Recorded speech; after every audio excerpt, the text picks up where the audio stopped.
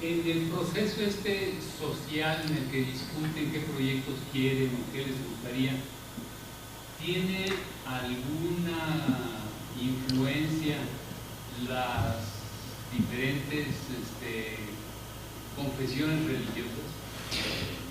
Es muy buena la pregunta. Alguna vez nos invitaron a que en un espacio que van a ver al final en la Comuna 13, la comunidad nos dijo, hagamos una iglesia. Y recuerdo los políticos, bueno, digamos los políticos, los que trabajamos en las entidades públicas no podemos beneficiar ningún credo, porque nos entutelan, o sea, nos demandan. Entonces Fajardo le contestó una cosa muy bonita, le dijo, mire señora, si yo le hago una iglesia, me voy para el cielo, pero antes de irme para el cielo me voy para la cárcel. Entonces, tratamos de ser muy independientes en ese tipo de cosas, no podemos poner cruces, no podemos poner santos, etcétera, etcétera. O sea, nos aislamos en ese sentido, y yo creo que Medellín ha ganado mucho en ese sentido. La comunidad LGTB es muy visible hoy hablamos de ellos y ellas, de niños y niñas, y eso es extraño, pero es muy importante. Cuando simplemente hablábamos a todos, como nosotros, no, y ellas también. Es una cosa ahí pequeñísima, pero el discurso hace 8 años incluye los dos géneros. Bueno, porque ya hablar de los otros 7 o 16 que puedan ir apareciendo es muy difícil, pero al menos los dos géneros que marcan la estructura siempre están incluidos en los discursos. En los discursos no solamente políticos, en todas las cosas están montados. La familia, bueno, el espacio público y el mobiliario público es una responsabilidad muy importante. Acuérdense que 25 años de guerra hizo que nosotros, los antioqueños y los de Medellín, no quisiéramos estar en la ciudad. Pero no queríamos estar no porque no queríamos, es que nos daba pavor. Entonces, cuando nos empezamos a descubrir que podíamos vernos y que podíamos participar de los eventos públicos, la cosa, nos botamos a la calle. O sea, hoy participar de cualquier evento en la ciudad es maravilloso en la medida en que la participación es muy alta, de niños, de jóvenes, de adultos mayores, etc. Entonces, los equipamientos públicos empiezan a denotar en ese sentido también una fortaleza, y empezamos a hacer entonces equipamientos como esto. Una familia entera montada en una jardinera, pero la jardinera es banca jardinera, entonces empezamos a construir ahí una serie de eventos. Movilidad, paseos y calles emblemáticas. Armamos una estrategia para que el peatón, las ciclorrutas, los buses y el eje ambiental empezaran a ser unas estructuras muy importantes dentro del desarrollo de ciudad, y desarrollamos algunos proyectos de gran escala que fundamentalmente nos permitieron empezar a decir hay que transformar las secciones viales, y transformar las secciones viales significa priorizar al peatón, pero no negar que el vehículo es muy importante. Entre las líneas blancas, que son las que separan los carriles internos de las vías, nosotros teníamos 3,80, y un carro se mueve muy fácilmente en 3,40. Entonces lo que hicimos es no recortar número de vehículos o de carriles, sino recortar esos 40 centímetros en cada uno de los carriles, y eso se lo sumamos al espacio público. Entonces logramos hacer andenes en algunas partes hasta de 7 metros, simplemente ahorrándonos esos 40 centímetros de los puntos. Proyectos aprovechando todo el tema de Juegos Suramericanos, es toda la carrera 70, y entonces empezamos a desarrollar el proyecto de la carrera 70 con los mismos comerciantes. Si ustedes ven, este era el estado, ellos tenían invadido el antejardín, y si ustedes ven, lo que teníamos aquí era 4 carriles, donde básicamente 2 se utilizaban de estacionamiento y una sección muy amplia, pero muy poco espacio público. Entonces lo que hicimos fue robar un carril, entre comillas, recortando las líneas blancas. Seguimos con el sistema de 1, 2, 3 y 4 a este lado, con bahías de estacionamiento, con horas, pero lo interesante es que nos permitió establecer rutas de ciclorruta y antejardines bastante más amplios y más cómodos. La cultura del espacio público es muy importante. Es una ciudad que demandaba enormemente el tema de seguridad ciudadana, poder empezar a entregar lugares de calidad para que la gente caminara hasta altas horas de la noche, al menos en condiciones sanas. Cuando digo sanas es que por aquí puede andar una persona discapacitada en 2 condiciones. Primero, tiene sistemas de rampas y de accesos en todos los edificios públicos y en todo lo nuevo que estamos haciendo para que el discapacitado en silla de ruedas se pueda mover. Pero vamos a ver en otros proyectos más adelante que todo lo que se está haciendo tiene señalización braille para que las personas con discapacidad visual puedan estarse guiando a través del espacio público. Y así sumábamos otra serie de proyectos en términos del territorio, proyectos que hoy se están desarrollando, pero uno de ellos, educarle a la gente para que pasemos por las huellas cebras es muy difícil. En el centro de Medellín, mírenla por aquí.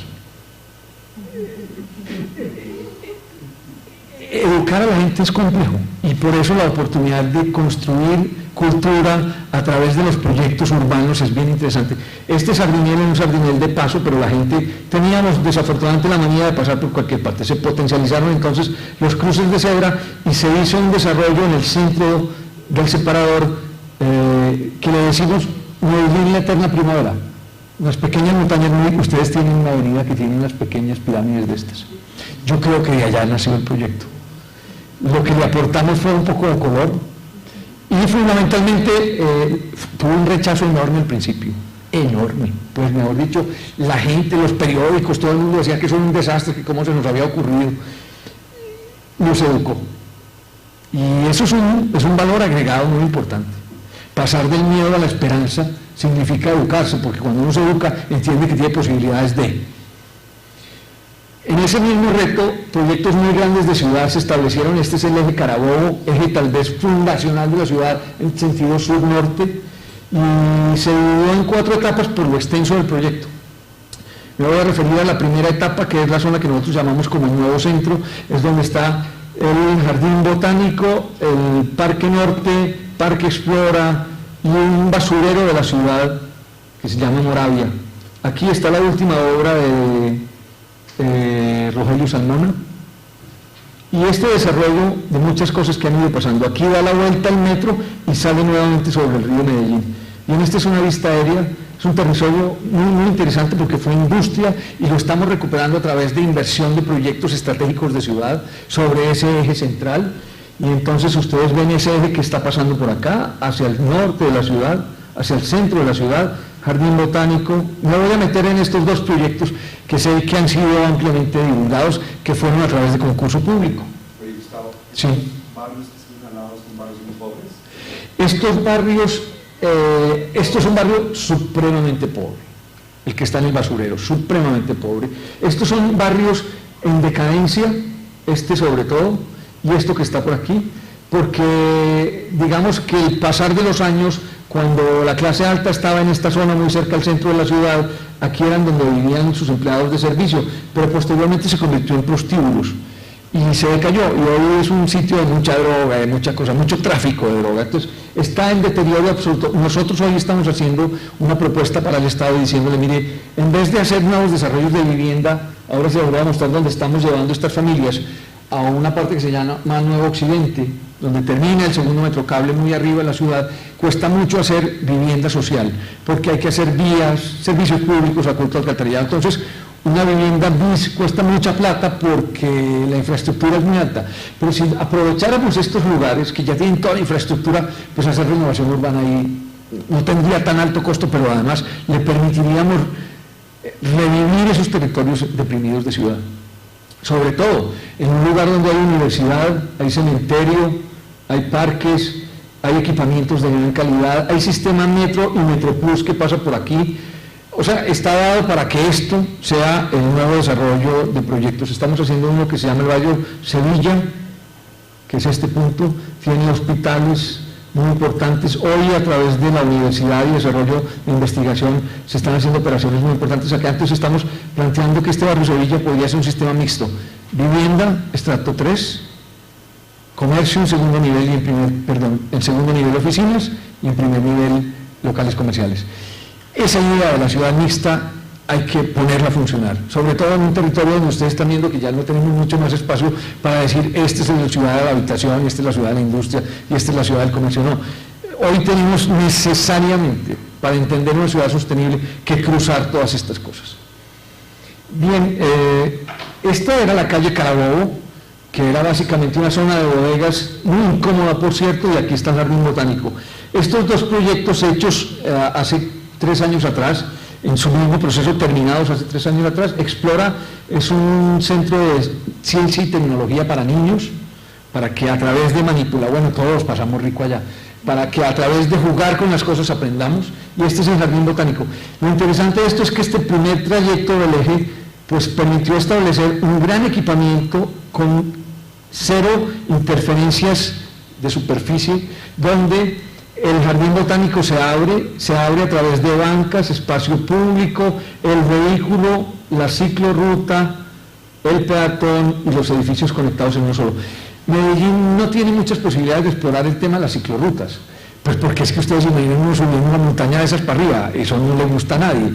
Yo creo que sería interesante que hubiera un sistema de bicicletas que se subieran por la noche a los barrios, que la gente pueda usar las bicicletas, baje y las deje y coge el sistema de transporte. Y por la noche nuevamente un camión coge las bicicletas y las sube, porque nadie se devuelve en bicicleta para la casa, pues eso está seguro.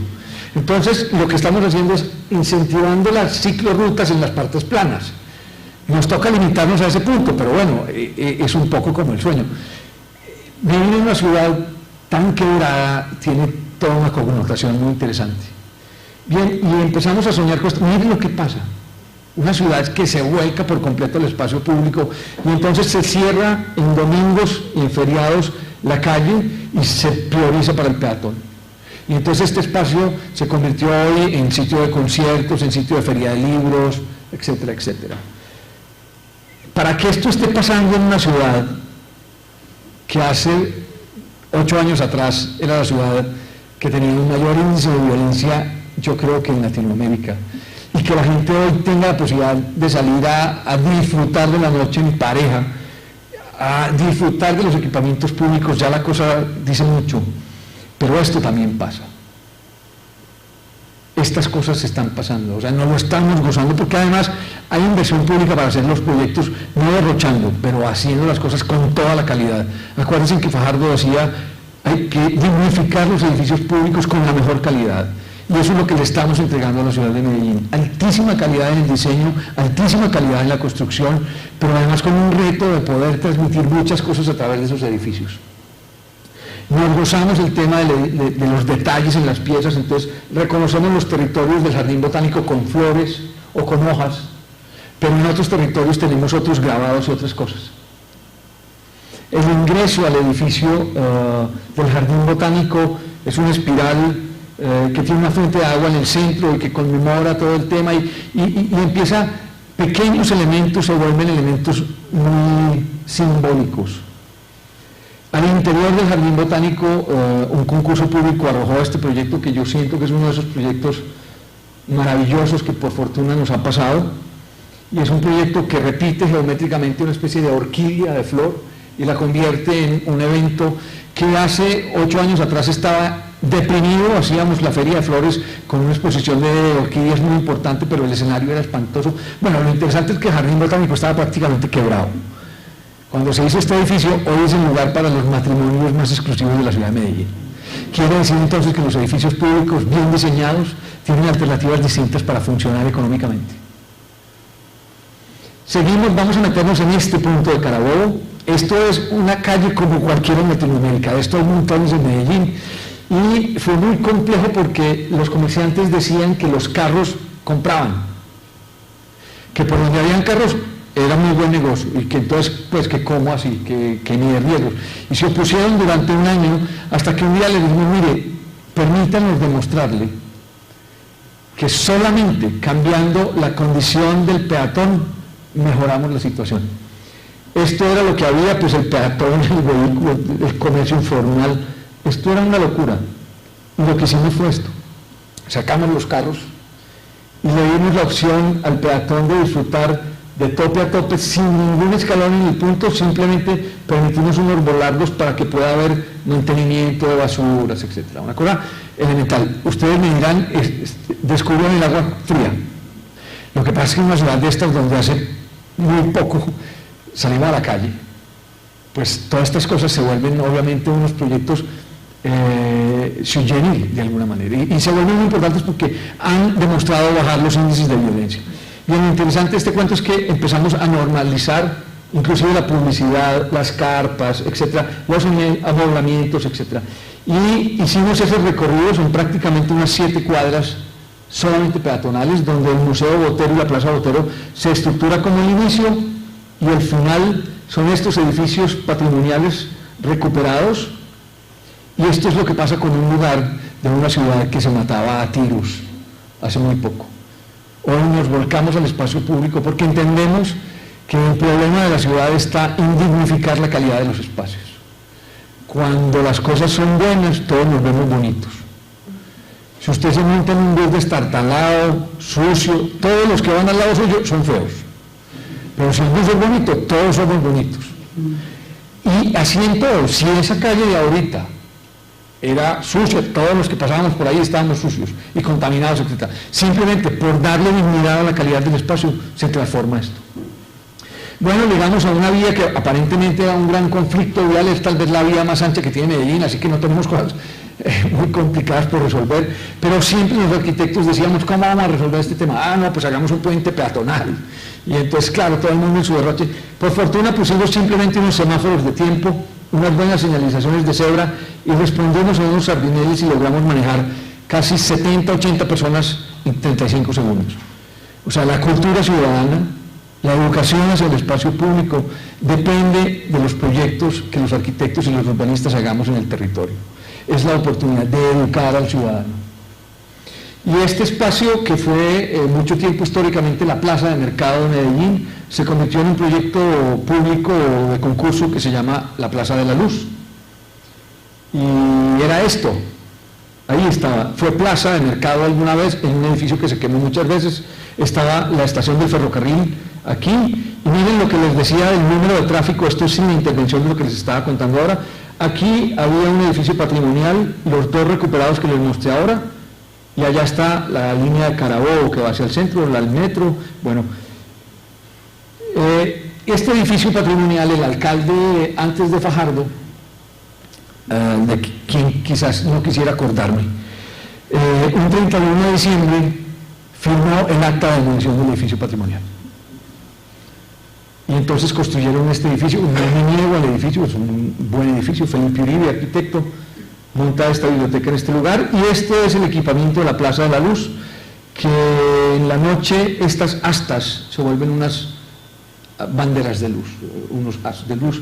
El edificio es un lugar de paso, no ha tenido mucha aceptación, pero es un espacio que estrangula el espacio a través de la conformación de la existencia de esos elementos. Son 360 elementos como cada día del año, 364 elementos, y eso permitió pues la connotación de un gran centro tradicional. Esta es una de las tantas bibliotecas que hemos desarrollado dentro del centro de la ciudad. Y cada pequeño espacio de la ciudad, lo aprovechamos para convertirlo en un evento más de proyecto de ciudad.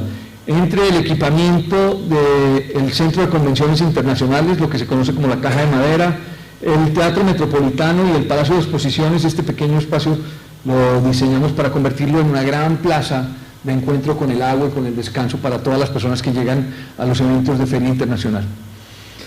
Proyectos metidos en los barrios, lo que estábamos viendo es el centro de la ciudad. Ahora vámonos para arriba, para la montaña. El primer metrocable se hizo y se armaron las pilonas, y a nadie le importó más allá que llegar con el metrocable hasta la parte más alta. Lo que en algún momento ustedes pueden ver aquí es que el espacio público, el antejardín, estaba prácticamente invadido por las casas, o sea, se habían tomado el antejardín. En algunos casos inclusive el andén existía, o la acera, perdón, le decimos andén. Va uno caminando, se tiene que salir a la calle, vuelve, lo coge por aquí, vuelve, sale. Es una locura. Pues esto, pero miren esto, en un territorio donde no hay carros, porque no hay carros, porque la gente no tiene el poder económico para tener carros, pues había una vía de cuatro secciones, y donde hay mucha gente no había espacio público. Bueno, lo que hicimos fue nuevamente una sola vía, además subiendo, porque esto es una altísima pendiente, muy peligroso. Entonces dejamos un solo sistema, dejamos unas bahías y potencializamos el espacio público. Bien, lo interesante del tema es que en este territorio, cuando entramos, habían 16 locales comerciales, hoy hay 240 locales comerciales. Durante 50 años no había llegado la banca, hoy hay 3 bancos. Nuevamente, inversión social que beneficia no solamente al usuario y dignifica la calidad de vida de las personas, sino que además le permite al Estado tener una formalización de la industria y comercio. Esto es hoy, o sea, los antejardines se convirtieron en terrazas, algunas de ellas convertidas por supuesto en negocio, entonces permitió que el Estado invirtiera en esos espacios, pero les quitara las rejas y se las entregara obviamente a la comunidad. Y como eso, les hablaba que las cañadas se habían convertido en los territorios de guerra. Entre este barrio de la Francia y el del barrio de Miraflores, estas personas no se podían ver.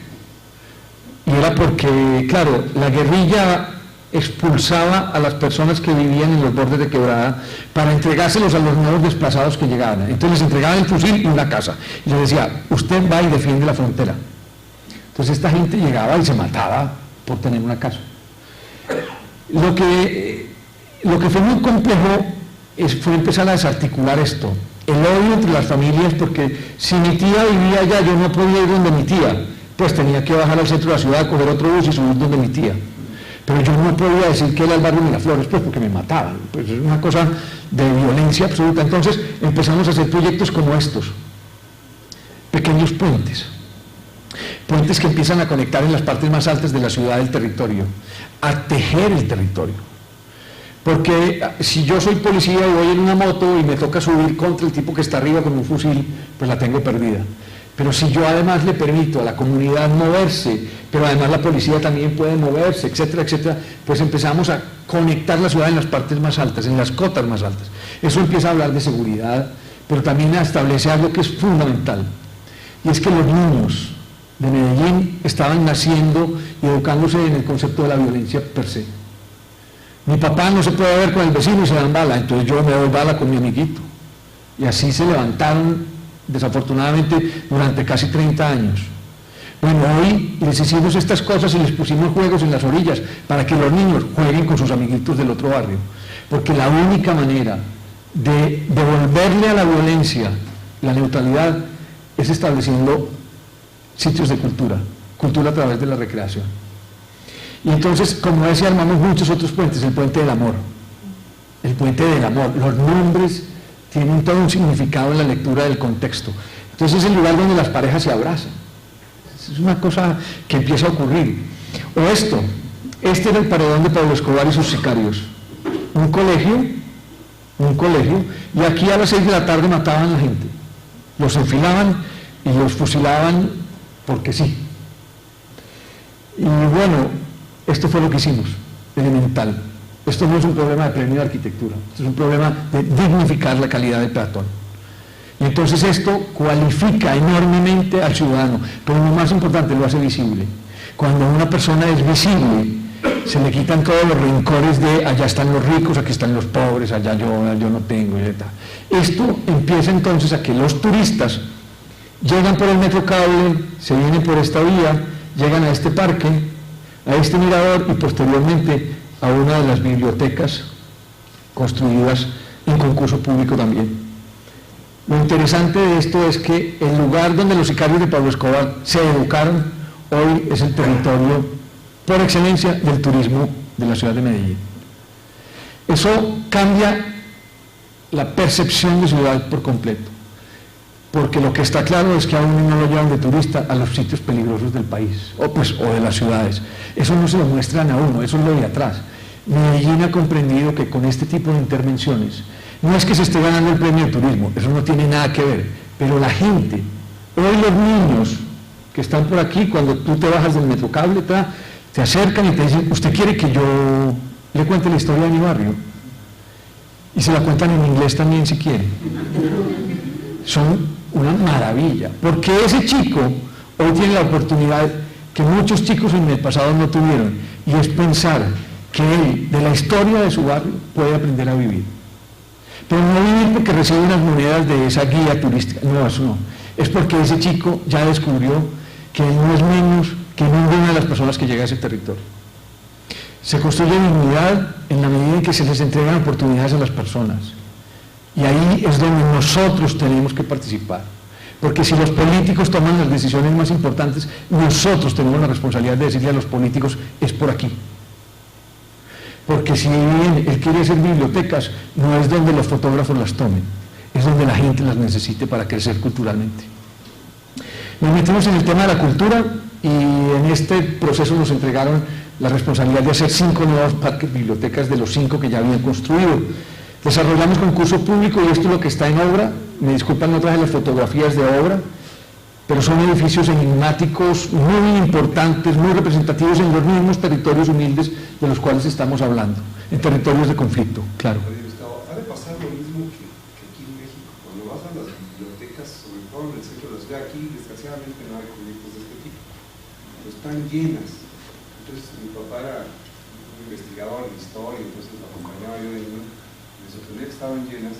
Me decían, no, son puros muchachos que vienen a estudiar, porque en sus casas no hay hombre. En una casa viven 60 gentes y 3 perros, y ¿dónde se ponen a estudiar, a hacer la tarea? Entonces las bibliotecas cumplen también una función de los chicos, tienen un espacio de silencio, de concentración, de información.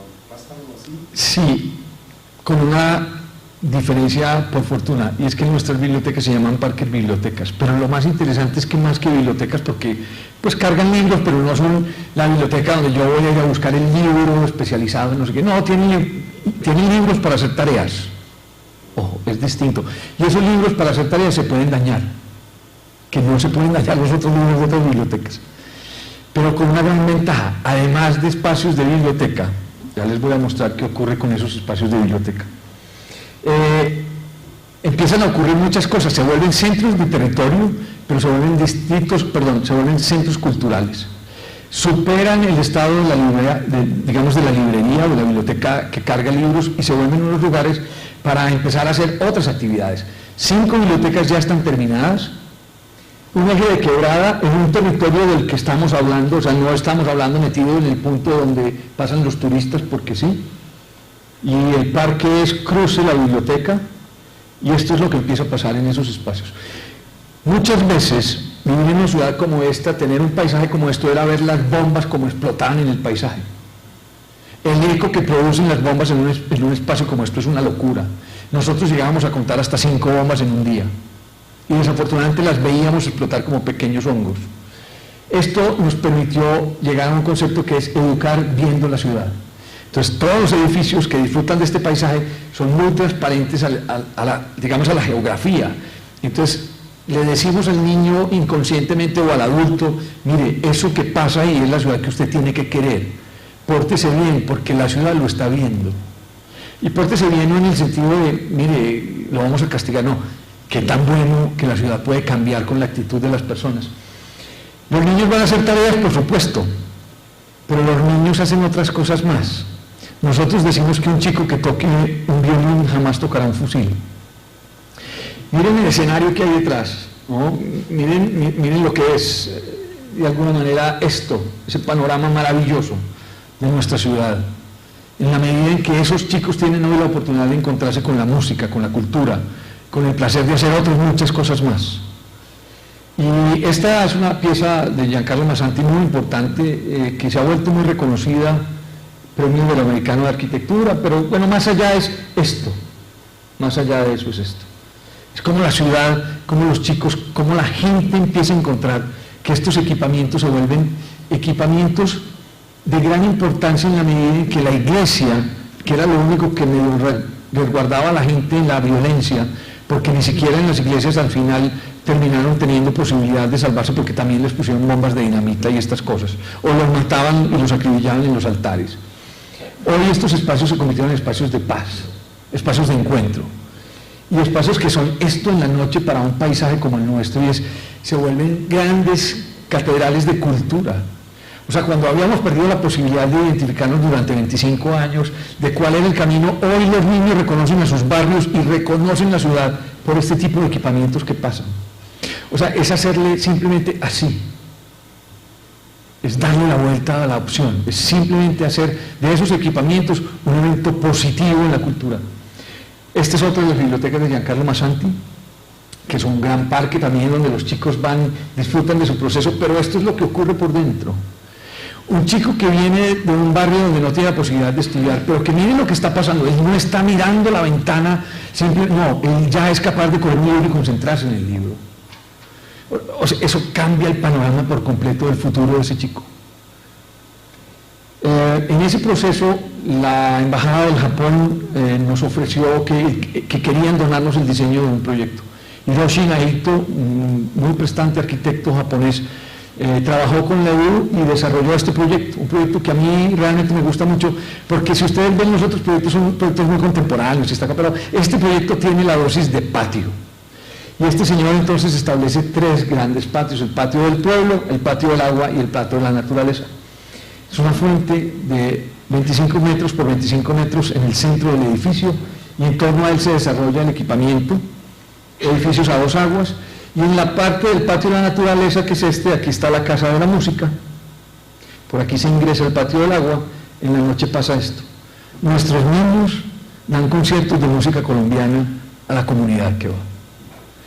Es simplemente empezar a encontrar que la violencia y el deseo de aquellos que simplemente creían que podían acallar la conciencia y el deseo de una nueva vida, esto les demuestra que las cosas se pueden cambiar y que son pequeños territorios que irradian un montón de vida alrededor. En educación hicimos 2 temas, uno que se llama adecuaciones. Ustedes me disculpan si les estoy mostrando muchas cosas, cuando quieran me levantan la mano y me dicen, pero yo creo que tengo la responsabilidad, después de la invitación, de mostrarles estas cosas porque permiten soñar. Había muchas escuelas, pero muy malas escuelas, y ahí educábamos casi a 1 millón de chicos nuestros. Y entonces decidimos armar un proyecto que se llama Escuela Abierta, un concepto de colegio escuela abierta. Porque decíamos que lo peor que le podía pasar a un chico es que lo castigaran para que no fuera al colegio. Eso sería el peor castigo, es decir, al niño, usted no puede ir al colegio hoy. Y hago esta referencia porque en ese proceso casi 140 escuelas logramos tocar. Diseños muy sencillos nuevamente, pero llenos de confort, de calidad, de visual, de iluminación, de manejos del calado, de la luz, de la transparencia. Porque miren, estos son los colegios donde se educaban nuestros niños. ¿Ustedes se imaginan qué muchachito puede salir de ahí? Pues ustedes se imaginan lo que puede pasar, lo que puede pensar un chico que esté detrás de esa reja, o que por aquí tengan que entrar más o menos 250 niños. Bien, lo que hicimos fue esto, elemental. Y eso cambia por completo la condición de ciudadano. Este espacio era el muro de fusilamiento que vimos ahorita, ¿se acuerdan? El mismo corredor. Esta reja lo llamamos espacio abierto porque este equipamiento deportivo, donde en estos territorios son muy pocos, los colegios cuentan con pequeñas canchas de baloncesto, pero cuando el colegio en el fin de semana estaba cerrado, los niños no podían acceder al equipamiento deportivo. Entonces nosotros lo que hicimos fue, permite que la gente llegue al colegio los fines de semana. No solamente para que se recree, miren lo que esto significa. Si el niño el fin de semana quiere ir al colegio, así sea a jugar, le cambia por completo el concepto de la relación colegio y estancia. ¿Bien? Yo ya voy al colegio a disfrutar. O sea, si yo soy capaz de ir para el colegio un fin de semana, que no tengo nada que ir a hacer al colegio, es porque el colegio me provee un montón de cosas más. O este otro equipamiento que se quedó sin terminar en algún momento, y por aquí, por esta puerta, 250 papás esperan entrar por una puerta de 90 centímetros a sus hijos. Dijimos un momentico, el concepto de escuela abierta también en el centro de la ciudad se puede. Entonces, hoy usted camina por aquí y ve cómo educan a sus niños en el colegio, o cómo equipamientos como estos se convierten en escenarios para mirar la ciudad, o equipamientos como estos conectados con el espacio público permiten en la noche que las familias se suban a disfrutar de la terraza del colegio. O como en intrincados territorios donde es muy complejo, como les decía, comprar casas porque se caen todas. Compramos 15 casas y se cayeron las otras 15, entonces nos quedó un lote triangular. Y diseñamos un colegio triangular. Esto adentro tiene cancha de baloncesto. Y claro, el concreto, todo en concreto para evitar pintarlo se volvía muy complejo. Entonces le dijimos a las industrias cementeras, ¿por qué nos produce un bloque de concreto de color? Y logramos hacer muchos de distintos tonos y esta cosa, y bueno, empezamos a hacer este tipo de equipamientos que son geométricamente muy interesantes, pero además por dentro se vuelven unos espacios mágicos, de luz, de iluminación, de ventilación cruzada, de sol y sombra. Y las esquinas, por supuesto, se vuelven unos patios que integran los niveles de los edificios. Bueno, en el tema de centros integrados zonales, cuando ya veníamos sumando proyectos, empezábamos a encontrar unos lugares donde la administración nos decía, mire, en ese lugar necesitamos jardín infantil, más colegio y escuela de música. Y entonces nosotros decíamos, es la opción para reducir costos de mantenimiento en los edificios. Y entonces propusimos edificios de mayor complejidad. Una estrategia de 5 equipamientos de gran escala, ubicados en los territorios más altos de la ciudad. Empezamos a soñar entonces con jardines infantiles, colegios, escuela de música en la parte posterior. Y igual, jardín infantil, edificio, colegios ya para 1000 niños. O sea, ya en estos territorios podíamos coger 5 escuelitas de 250 niños y llevarnos a un mismo equipamiento. Les hablaba entonces que en los parques, al final de los puentes, los niños se juntaban. Bueno, estas estrategias de colegios también nos permiten juntar niños de distintos barrios que se movían en las esquinas. Hoy son capaces de construir en convivencia en un aula. Y empezábamos entonces a proyectar, empezamos en la elaboración de ese proyecto, uno de los jardines infantiles y el colegio, y ahí está terminado. Esos grandes equipamientos son proyectos que hoy educamos a los niños de 0 a 5 años, pasan por primaria y después por secundaria. O sea, le estamos brindando toda la rutina de educación completa a lo que podría ser un chico hasta que sale a la universidad. Y dentro de ese proyecto, la primera dama dice, mire, yo quiero construir algo para la primera infancia. Nuestra ciudad tenía, de alguna manera, madres comunitarias. Yo creo que esa es como la estrategia que está en todos los países latinoamericanos. Madres comunitarias es una mamá en el barrio que le dan una plata para que dentro de las condiciones de su casa cuide niños. O sea, sea como una especie de guardería. Y entonces guarda a los niños en muy mal estado y les da bienestarina. Y entonces lo que hicimos fue tratar de brindarle a esas madres comunitarias que se profesionalizaran y esos niños pasaran a unas instituciones más confortables que pudieran albergar hasta 300 niños al mismo tiempo. Y entonces nos dieron esa responsabilidad, nos la gozamos porque no había nada escrito sobre el tema, entonces construimos no solamente el tema de qué tamaño deben ser los pasamanos, de qué pendiente deben ser las rampas, todo el texto de guía, y hoy se convierte en texto guía para la República de Colombia. Hicimos concursos públicos también y nos entregaron unos diseños de esto ya ejecutados. Y dentro de los 19 jardines infantiles nos metimos en el reto de cómo hacíamos un jardín infantil que su modelo se pudiera repetir. Y entonces armamos una estrategia de un pequeño juego de módulos que se repiten y que se acomodan a todas las topografías, pero además le aportábamos en una ciudad de terracota color. Y empezamos a soñar con esa estrategia. Y esto es lo que aparece, unas manitos, unas pequeñas manos, donde está restaurante para 300 niños, la zona administrativa, los lactarios para los bebés de 0 a 1 año, de 2 a 3, de 4 a 5. Con unos espacios recreativos en el interior muy conservados, a los chiquitos hay que conservar, todo es un problema, hoy en día todo es un problema, se asustan, entonces la cosa desde la psicología se volvía un poco complicado, entonces exigían que el equipamiento además debería estar muy bien cerrado, y voy a mostrarles cómo se ve uno de esos tantos equipamientos que estamos haciendo desde el otro lado. Los voy a llevar para acá, y aparece entonces el territorio azul, y aparece el territorio azul. Y aparece el territorio azul. Equipamientos de 300 niños que hoy están en las mejores condiciones, todo es a su escala, todo ese mundo es a pequeña escala, y ya tenemos el amarillo funcionando, tenemos el rojo funcionando, tenemos el fucsia, bueno, y están en proceso de construcción muchos de los otros que además han ido cambiando de tipologías. Lo que es interesante en este sentido es, digamos, el aporte desde la arquitectura, no solamente el territorio como imagen, sino a la escala de esos ciudadanos. y a lo que esos ciudadanos van a entender en su futuro cuando todas las cosas pertenecen a su escala y no a la escala de los grandes. Las casas de las mamás comunitarias pertenecían a la escala de los grandes. Medellín, con su problema de seguridad, obviamente trae consigo una situación muy compleja, y cuando hacíamos la biblioteca de Hiroshi Naito, había un equipamiento que se llama F2. F2 es como la policía más peligrosa de todas. No quiero decir que esto de la policía es peligrosa, pero yo a veces pienso que ellos se cuidan de ellos mismos. Y entonces nos dieron por fortuna la primera oportunidad de hacerles una estación de policía.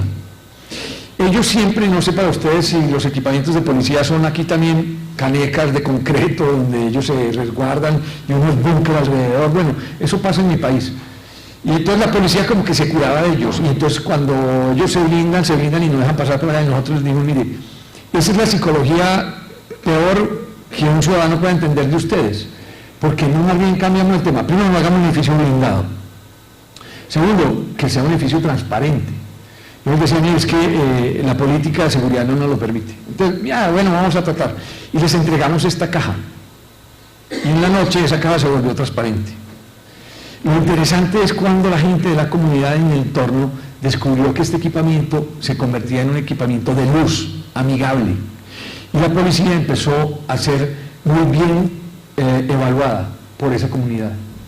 Nos llamó el general del ejército y nos dijo, mire, estamos creyendo en ustedes, ¿por qué no nos ayudan?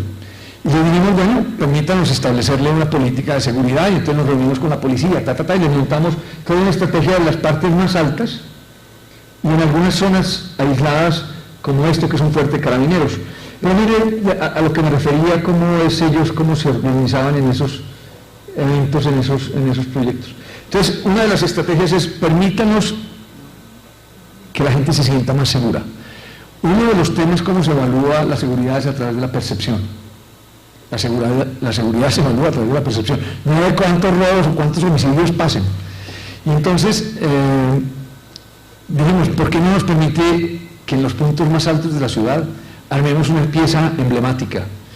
Una de las dificultades es que en estos territorios la policía, cuando los llaman a hacer algo, pues el que sube para allá, si arriba hay una balacera, lo van a coger desde arriba. Entonces la policía no, queremos estar arriba. Dijimos, listo, usted quiere estar arriba, permítanos este proyecto. Desarrollamos unos CAI periféricos, centros de atención inmediata en la periferia de la ciudad. Son lugares para que puedan estar 10 oficiales fuertemente armados y que puedan reaccionar de manera inmediata, pero ese no era el interés. El interés era que la comunidad pudiera ir a poner una denuncia si podía estar siendo afectada por la condición de la comunidad. Y entonces desarrollamos una propuesta de un edificio que se convertía en un parque mirador para la comunidad. La policía no nos veía con muy buenos ojos y nos decía, pero si nosotros necesitamos la seguridad, usted porque le decía, por favor, entienda que ahí es donde precisamente hay que romper el punto. En los lugares más altos entonces empezamos a desarrollar 9 de estos pequeños edificios. Si ustedes ven, estamos en periferia, porque además controlan el crecimiento no admitido o permitido de la ciudad hacia arriba, y entonces pues también aprovechan y vigilan algunos equipamientos estratégicos de ciudad, como los tanques de agua. Estos 3 puntos rojos, como 3 puntos o 3 triángulos o 3 cuadros, indican zonas que no deben ser bombardeadas en momentos de guerra. Es un código internacional. O sea, Medellín puede tener hoy viviendas a 1.800 metros de altura servidas con agua potable, porque le permite tener unos tanques en las partes más altas de la ciudad que rebombean el agua para darle a estas personas. Pero obviamente necesitan de seguridad. Entonces la estrategia fue montar estas piezas muy sencillas, muy elementales, que terminan teniendo una especie de quesos en las partes altas, porque estos lugares son lugares para vigilar. ¿Bien? Y como las ranas saltan, también croan. Entonces, esto es una campaña de que desde aquí se ve un horizonte más seguro. O sea, vaya a esos lugares de territorio, que son los lugares seguros, son los parques miradores, etc. Y construimos muchos. Bueno, prendimos el primero, el día de la inauguración, y esto se convierte además en escenario para que en las noches en estos lugares de periferia puedan haber saltimbanquis, teatro, etc. O sea, son escenarios de cultura. La policía haciendo eventos de no agresión a la comunidad. Y cuando prendimos el primer faro, fue esto lo que ocurrió. Lo más simpático fue que al otro día en las noticias del periódico aparecían, en Medellín aparecieron los ovnis. En Medellín aparecieron los ovnis. La historia es bien interesante porque esto le permite hacer ruido. Y digo hacer ruido positivo, o sea, hablar de una ciudad que hoy en la periferia, el barrio de Andalucía, que nunca existía por nada, no aparecía en las noticias para nada, hoy aparece porque es un lugar seguro. Y así está empezando a aprenderse la ciudad con los otros 8 centros de atención inmediata para la comunidad. Una pregunta, ¿qué tan fácil son los accesos para quienes no viven en esos lugares? Digamos, alguien que vive en una zona del centro, ¿es factible que puedan ir, digamos, como turistas a esas zonas para llegar a este lugar? ¿Cómo resolvieron eso? Son lugares muy retirados y hay que, la manera de llegar es a través de transporte público. Tú llegas a la última estación, por ejemplo, del Metrocable, en esa estación del Metrocable tomas un servicio público, una busetica, y ella te sube hasta el punto. O sea, te tomas un tiempo para llegar a cualquiera de estos sitios. Están en unos sitios muy estratégicos, son sitios de seguridad estratégica porque permiten revisar a bastantes zonas del territorio, pero cada uno de ellos tiene alrededor tranquilamente 30.000, 40.000 familias. Bien, o sea, son pequeños equipamientos no solamente de seguridad y convivencia, sino de cultura. Aprovechamos un poco el escenario en ese sentido, pero son lugares muy, muy altos de la ciudad. Si uno como turista quisiera ir, lo puede hacer. ¿Funciona? ¿Y si se da eso o son como centros de zona nada más? No, pasan todas las cosas positivas alrededor y digamos en torno al tema. Lo que pasa es que todavía nos falta mucho, primero para que la gente tenga confianza con la policía. Ese es el primer temor que ocurre y es, no saben si la policía es amiga o no. Entonces hay un poco de recelo, pero eso empieza a convertirse en una condición distinta cuando la policía cambia de nombre y se llama policía comunitaria. Son policías que no están armados, tienen unas condiciones distintas. Estos edificios, traigo esta fotografía porque a mí se me ocurrió que los edificios públicos deberían ser responsables con el medio ambiente. Pues qué cosa tan, no descubrí nada, pero valía la pena plantearlo. Y entonces dije, ¿por qué no le empezamos a poner a los edificios públicos tanques de agua lluvia?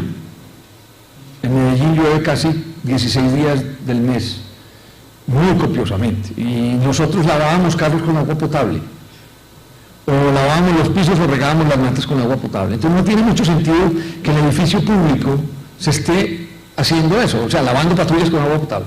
Entonces, a mí se me ocurrió proponer, y lo primero fue que los ingenieros me dijeron, usted está loco, ¿cómo le ocurre hacer eso? Eso vale mucha plata, poner 2 motores, la energía, y yo, ¿pero qué importa? Pues, ¿cuál es el problema? Le propusimos esto al ejército, a la policía, y nos permitieron implementarlo en los proyectos. Después se lo propusimos a los jardines infantiles y nos permitieron hacerlo. Y también en muchos otros equipamientos lo estamos haciendo. Esto tiene un sentido, y es, si los edificios públicos no dan el primer paso, la comunidad no lo va a hacer. Nosotros somos el ejemplo, a través de los edificios públicos, para que ese tipo de deficiencias en los edificios públicos se den y se le demuestre a la comunidad que son realmente viables. Les contaba entonces que en las afueras de Medellín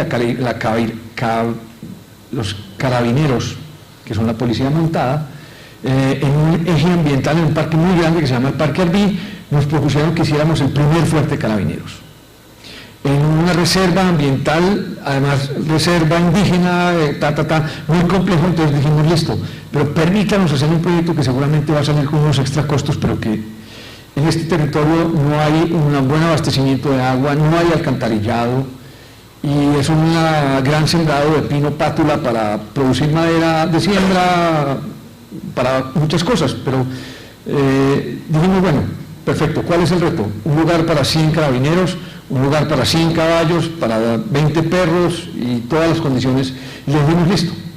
Propusimos entonces un equipamiento con unos edificios a 2 aguas muy sencillos que encerraban un patio central que tenía un picadero, donde nosotros proponíamos que en toda esta reserva natural la gente pudiera ir a ver cómo los caballos los entrenaban, nuevamente la comunidad metida en el tema. Siempre, la comunidad tiene que estar metida en el tema, porque si no se vuelve nuevamente un gueto de policías. Y entonces nos dijeron, bueno, listo, y entonces propusimos un patio central donde la gente pudiera entrar, y este es el resultado. En un lote de 1.100 hectáreas solamente nos permitieron construir 5.000 metros cuadrados. Y desarrollamos un proyecto con todas estas condiciones en un sistema constructivo muy ágil, de poco desperdicio, muy bueno térmicamente para un lugar que está a 2.400 metros de altura, en una condición muy húmeda, muy fría, y el sistema constructivo que fuera muy rápido, porque llevar los materiales hasta este territorio era complejo, no eran muy buenas secciones viales, transportar concreto en mixer era muy difícil, y entonces desarrollamos un proyecto que se hizo muy rápidamente, en 8 meses estaba construido, y el día que lo inauguramos esto pasó, y esto es lo que pasa hoy todos los días. El picadero, el tema de los entrenamientos de los perros, es increíble lo que el tema se ha convertido, pero además de esto decidimos utilizar materiales que fueran construidos sobre procesos muy poco contaminados. Entonces empezamos a entregar prácticamente materiales que fueran con muy pocos procesos, el concreto a la vista, el metal, el OSB, etcétera, etcétera. Y entonces el tema de los caballos lo aprovechamos, todo el estiércol de los caballos lo convertimos en un biocompost. Y entonces de ahí sacamos gas y con esto alimentamos las estufas de los carabineros para procesar todo su alimento. O sea, todo el sistema del agua que estamos entregando es prácticamente el 98% pura a una fuente de agua. Todo el sistema del estiércol nos permite producir biogás para calentar, y el tema del agua calentada a través solar, etcétera, etcétera, nos permite obtener unas condiciones climáticas ideales de confort absoluto, casi 24 grados, donde en el exterior están a 8 grados. Por último, en ese sentido, en la parte de seguridad nos entregaron algunas infraestructuras que existían, que eran infraestructuras en el territorio que les hablaba, donde se llevábamos a la gente de Moravia a vivir, en la parte más alta. Y ahí nos permitimos desarrollar una subestación de policía metida debajo de la estación del Metrocable de Aurora en la Comuna 13. Un equipamiento blindado, porque la condición de seguridad en la que están es muy compleja. Entonces, lo que hicimos fue tratar de hacer un elemento muy transparente, pero la exigencia de seguridad en ese sentido era muy alta. Se convierte en un lugar obviamente estratégico para la policía, y con esto llego como al último proyecto, son los proyectos urbanos integrales, que son proyectos de gran escala. Si lo que veíamos ahorita son pequeños proyectos que sumados arman unas estrategias totales en territorio, esta estrategia lo que arma son un PUI, proyecto urbano integral, otro PUI, son las manchas azules, otro PUI, y un PUI que no fue PUI, o sea, no terminó. Pero todos estos PUI que les estoy mostrando están en construcción hoy. Proyectos urbanos integrales. O sea, todo lo que habíamos hecho ahorita para poder preguntarle a la comunidad cómo quiere el colegio, ya cogíamos grandes territorios y empezábamos a hacer el desarrollo. El ejercicio de la Comuna 13 me voy a enfatizar en ese proyecto, que es el proyecto que recibió Holcim Moró. ¿Y cómo lo hicimos? Cogimos un territorio de 7 kilómetros cuadrados, donde hay más o menos unos 180.000 habitantes, con una condición de seguridad muy compleja, se las comentaba ahorita. Lo dividimos en dos territorios, uno la que tiene el Metrocable y otra la que no tiene Metrocable y no tiene sistemas de transporte de ninguna alternativa, porque casi todo es a pie.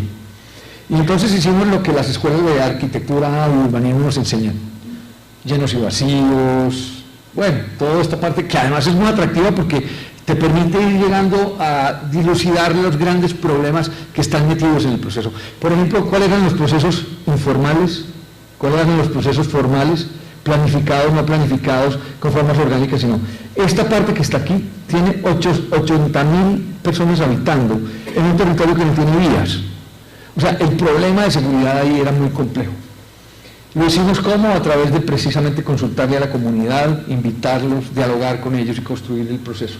Y desarrollamos 40 proyectos en ese territorio, pero por presupuesto tuvimos que definir que 22 proyectos eran los iniciales.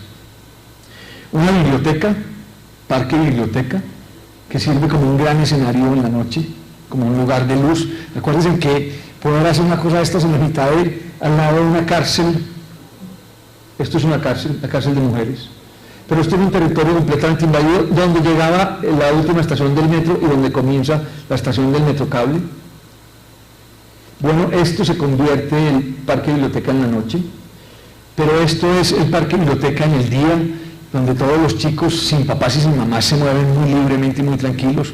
Extraño es que estas culturas no andan pegados el papá y la mamá para moverse por la ciudad. Y entonces estos equipamientos están llenos de niños todos los días, niños que van a jugar en el computador, a leer, a construir, a soñar, pero en la noche se convierten en cajas de luz. Donde había miedo, hay oportunidades, donde había oscuridad, hay luz. Y estos sueños empezaron a construirse, unos retos como lo que habíamos hecho en otros territorios de comercio, empezamos a soñar en estos ejes y empezamos a construirlos. Y estos ejes entonces están empezando a llenar de comercio. Mire lo que empieza a pasar. Esto es una cuestión prácticamente del último año. Y pasamos de más o menos unos 33 locales comerciales, hoy van 60 y pico locales comerciales y cada vez están fundándose más de estos. Con ejercicio muy elemental. Dentro de esos grandes territorios cerrados empezábamos a hacer pequeñas renovaciones urbanas, comprábamos 10 casas, hacíamos pequeñas plazas, para poder llegar a territorios donde a partir de ahí todo es a pie. Y entonces, si ustedes ven, estos son los territorios, y decidimos entonces meternos en un proyecto muy complejo que hoy se está construyendo, y son escaleras eléctricas. Estos territorios tienen pendientes de aproximadamente 60 grados. Entonces, una de las partes más complejas es poder moverse por allá. Entonces, obviamente, primero están muy controlados por la milicia, las bandas, etcétera, etcétera. Pero además la comunidad, sacar la basura, entrar en el mercado, es una cosa muy compleja. Entonces, termina un parque como el de ahora y conecta inmediatamente con un sistema de escaleras que permite conectar hasta la parte más, la cota más alta del sistema, donde aparece otro sistema distinto que es una servidumbre, donde está un sistema de ciclo-ruta y además para que las motocicletas de los policías puedan moverse por allá. Claro. ¿Se llegó a considerar resbaladillas? Las Resbaladillas. los deslizaderos, sí, y lo hicimos sobre todo para bajar la basura. Bien, hay unos puntos donde las señoras tienen que llevar la basura hasta el punto del camión, entonces hay unos puntos, los usan para muchas cosas, pero los pusimos como una especie de toboganes para bajar la basura. Pero en los jardines infantiles, por ejemplo, lo utilizamos para poder quebrar las distintas topografías al interior de los jardines. Rodaderos les decimos nosotros. Y entonces los niños tienen la opción de, porque alguna vez dijimos que íbamos a quitar las escaleras, y nos dijeron, no, los niños necesitan escaleras. Claro, porque motriz, pues bueno, entonces les hicimos al lado de las escaleras para que pudieran bajar por rodaderos. Hemos tratado de implementar muchas de esas cosas. Lo que pasa es que en ese proceso hay que ir implementando con tranquilidad, con calma, ir descubriendo. Por ejemplo, este es un proyecto, nosotros llamamos proyectos modélicos todo lo que ustedes están viendo, porque no es que hayan 20 escaleras, no. Se hace un primer proyecto y si el proyecto funciona y se puede demostrar que tiene aceptación por la comunidad, se puede replicar en otras partes. Ahora, Claro. Si compraban 5 casas o 10 casas para hacer algunos de estos proyectos, ¿cómo hacían con la reubicación de las personas? ¿Las dejaban lejos? Ahora, el último punto que les voy a mostrar es el tema de las casas, pero me adelanto.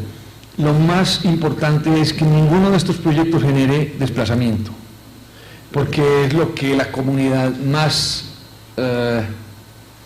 prevenida la tiene. Ellos llevan 50 años en un territorio, no ha pasado nada, y el día que llegan las bibliotecas les toca irse.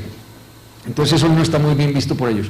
Nosotros hemos recomendado a la administración que desarrollemos proyectos en el mismo territorio, para que no haya desplazamiento interno de comunidad, pero además para que no pierdan los vecinos, etc. Entonces hemos desarrollado algunas tipologías de proyectos de vivienda que se las voy a mostrar ahora. Bueno, esto es la estación del metro cable que sube a un territorio muy peligroso. Se llama Juan 23 y La Divisa. Ya se imaginarán por qué le dicen La Divisa, porque iban a fumar marihuana y a dar bala desde arriba. Y entonces esto obviamente generaba una condición de mucho temor, pero lo más importante era entender que dentro de esos problemas había mucha gente que quería bajar a la ciudad a trabajar y que tenía que hacerlo. Bueno, si ustedes ven, es meterse en la mitad del tema de La Divisa, en el metrocable, y cada pilona nos permitía hacer intervenciones urbanas. Comprábamos unas pequeñas casas y con esto mejorábamos integralmente condiciones de estabilidad del terreno, condiciones de degradación de taludes, manejo de aguas escorrentías, estabilización de taludes, y además, bueno, aparecen los rodaderos, ¿sí? De lo que estabas hablando ahorita. Estos 3 chicos no fueron al colegio, pero están pasando bueno. Y esto empieza a ser muy importante porque cada pequeña obra dentro del territorio se vuelve un manifiesto, no de arquitectura para exportar, no, espacio público para que la gente se pueda encontrar. Y cada estación nos permitía entonces obviamente generar una calidad ambiental alrededor, pero desarrollar otros proyectos. Aquí estoy en la misma estación mirando hacia abajo y miren, había esta pequeña esquina, esto lo llamamos acupuntura urbana, un poco lo que Lerner decía del tema de la acupuntura urbana en Curitiba. Nosotros lo decimos un poco más humilde en el sentido de que son territorios muy densamente poblados donde quedan muy pocas zonas verdes, entonces cada parchecito verde lo teníamos que aprovechar para alguna cosa, entonces utilizábamos cada pedacito verde que sabíamos que si no lo hacíamos ya en un año iba a estar construido otra casa más. Entonces lo que hacíamos era desarrollar pequeños proyectos y bueno, diseñamos un parque para niños en un pedacito y construimos un parque. Queríamos que fuera más verde, pero los ingenieros dijeron, mire, eso es basura. Usted está fundando un edificio, un muro en basura. Si usted le pone a esto algún otro sistema, lo que va a generar es un problema de asentamientos de agua, etcétera, etcétera. Pero logramos sembrar nuestro futuro Guadalcanal amarillo en este punto. En este lugar donde normalmente en Medellín se acostumbraban mucho las zorras, los caballos, los coches jalados por caballos que llevan materiales, pero sobre todo en los territorios más altos, porque eso ya estaba prohibido, pero en este lugar, aquí era donde alimentaban los caballos. Y entonces lo que hicimos fue esto, la terraza para los papás. Se pasó. Perdón. Es que se pasa muy rápido. Ahí. Bueno, y entonces lo que hicimos fue estas pequeñas terrazas para que la gente pudiera mirar desde el otro lado al parque de los niños y disfrutar ese lugar y sacar el problema ambiental que había de los caballos en este lugar. Pero si ustedes ven, entonces mejoramos obviamente el tema de los andares, las escaleras, y si ustedes ven lo que empieza con la transformación del tema de reciclaje en este proceso. Al lado de la estación, al lado de estos 2 proyectos estaba esta casa. Aquí hay un nacimiento de agua, un ojo de agua. Nuestra normatividad dice que a un ojo de agua deben haber mínimo 100 metros de distancia de cualquier asentamiento. Bueno, eso es muy difícil de cumplir en estos territorios. Entonces lo que hicimos como ejemplo modélico fue comprar el proyecto, lo demolimos y construimos un parque. Ese parque lo sembramos y lo convertimos en un parque ambiental. Y lo más bonito es que la comunidad proyecta cine todos los miércoles en la noche. Es simplemente darle la oportunidad a la comunidad para que se dé la vuelta. Y de este lugar, que miren, por allá vienen las escaleras y de aquí no hubo escaleras, las mamás de este lugar nos decían que ellas tenían que bajar a trabajar y que lo que más dolor les daba era que llevaban los zapatos buenos en una bolsa. Y que por aquí en el pantano pues pasaban y entonces cuando llegaban ya a coger el bus se cambiaban los zapatos y que eso las hacía sentir muy mal. Es un problema de dignidad. Y entonces lo que hicimos fue una cosa muy sencilla, hicimos unas escaleras, pues nada distinto a hacer unas escaleras, pero lo más interesante fue que conectamos entonces a las escaleras unos espacios públicos para que las señoras pudieran hacer chisme. O sea, ya el cuento, la revolución es otra. Y esto está recién tomado, hoy ya obviamente hay árboles, ya esta cosa está recién en obra, pero con esto hoy es que llegamos aquí y entonces estaba el eje ambiental, el parque ambiental aquí, y después, por eso se llaman proyectos integrales, porque hay muchos proyectos que empiezan a entrelazarse. Entonces aparece este camino que desde aquí entonces también se asociaban, diseñamos esto, todo el elemento que integra entonces los 5 parques que acabamos de ver, y construimos esto, tron, y ahí va, tran, y mírenlo, ya está terminado. 1,5 kilómetros de vía que integra 5 pequeños proyectos. Y así el desarrollo de los proyectos urbanos integrales empieza a tejerse entre todo el territorio. O estos lugares que están llenos, para allá vamos ahorita, para la Comuna 13, ¿se acuerdan de ese barrio Independencias 1? La biblioteca. Tenemos unos lugares de miradores muy bellos en el Valle Aburrá. Y entonces estos lugares quedaron especialmente para fumar marihuana. Aquí fue donde la señora nos dijo que si hacíamos una iglesia, y hubiera quedado maravilloso, pues, pero nos hubieran metido a la cárcel a todos. Y entonces hicimos este parque, inmediatamente el parque, entonces aparece el estímulo económico de las comunidades a desarrollar sus predios vecinos a esto. Pero lo más interesante del cuento es que esto se convirtió en sitios de aula abierta. O sea, lugares que eran básicamente botaderos de basura, sitios para fumar marihuana, sitios especiales para poder disparar desde arriba, los convertimos en territorios para educar a la ciudad. Soñábamos esto y entregábamos esto. Equipamientos de gran escala, de gran inversión, pero que por supuesto benefician a muchísima comunidad. Lugares que no solamente ganan los grandes, sino que ganan los chicos, la comunidad, el comercio, etcétera.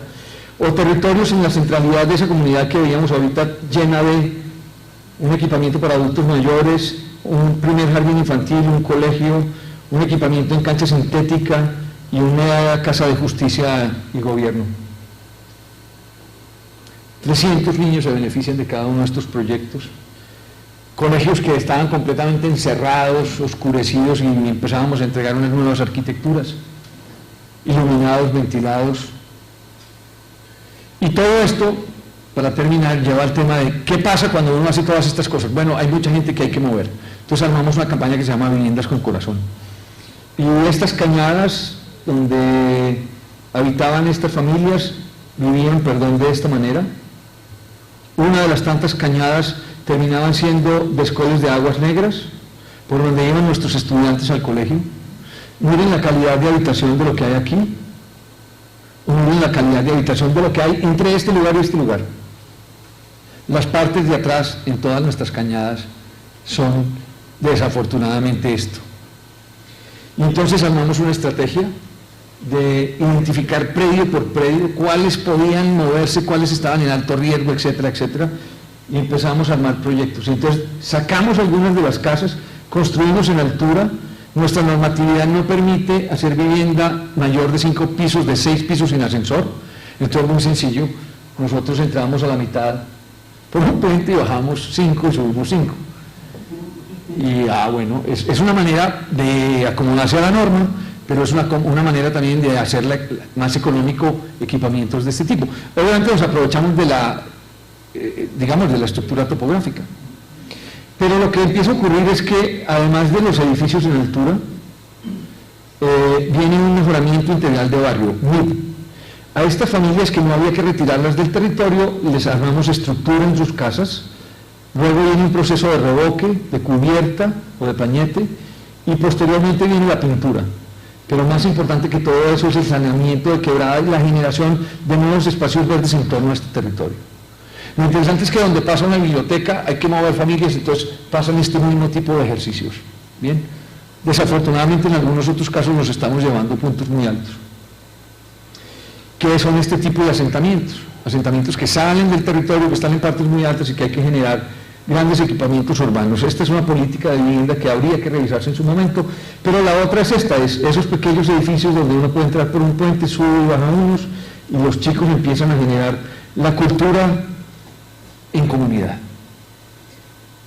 Nuestros chicos tienen todas las posibilidades lo que pasa es que hay que dárselas, porque cuando estos chicos crecen al lado de la basura y nadie los voltea a mirar, pues finalmente la mejor posición es irse por el lado más fácil, que es aceptarle la posición a un narcotraficante. En 1991 Medellín tenía 381 homicidios por cada 100.000 habitantes. En el 2007 el índice había bajado a 26 homicidios por cada 100.000 habitantes. La reflexión es interesante en este sentido. La ciudad es sostenible en la medida en que se pueda vivir en ella. La sostenibilidad que nosotros aplicamos en Medellín no es un problema de grandes paneles solares o de un Producto Interno Bruto muy alto o de salarios muy altos para las familias, etcétera, etcétera. Nosotros creemos que lo más importante es dignificar la calidad de vida del ciudadano, porque sin eso no tiene ningún sentido, ni siquiera lo que plantea el tema del análisis de las ciudades verdes cuando dice que los marginales ni siquiera los tengamos en cuenta. Ahí es donde nosotros creemos que hay que radicalmente cambiar la estrategia. Hay que mirar a las personas más humildes de Latinoamérica para dignificar su calidad de vida, porque las inversiones deberían estar ahí, porque ahí es donde realmente podemos marcar la diferencia. Nosotros creemos en Medellín que la pólvora que sigue sonando ojalá sea de alegría y de felicidad. Y también decimos en Medellín que la gente mira al cielo y se ríe. Y es que las cosas en Medellín están cambiando. Muchas gracias.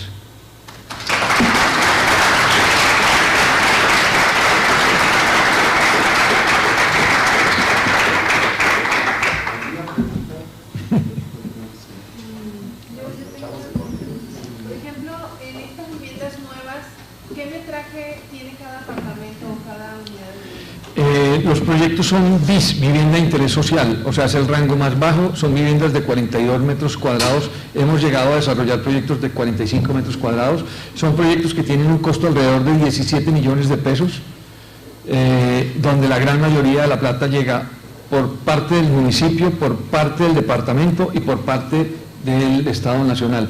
Y la comunidad pone un poquitísimo de plata, que casi siempre es lo que ellos tenían en su pequeña casa de madera.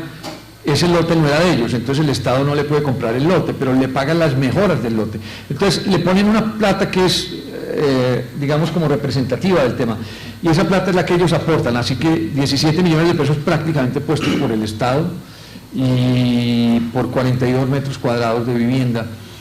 Uno pensaría que es poco, sí, pero es que como ustedes vieron, esta gente no tenía agua potable, no tenía forma de descargar el agua, no tenía acceso al alcantarillado, etcétera, etcétera.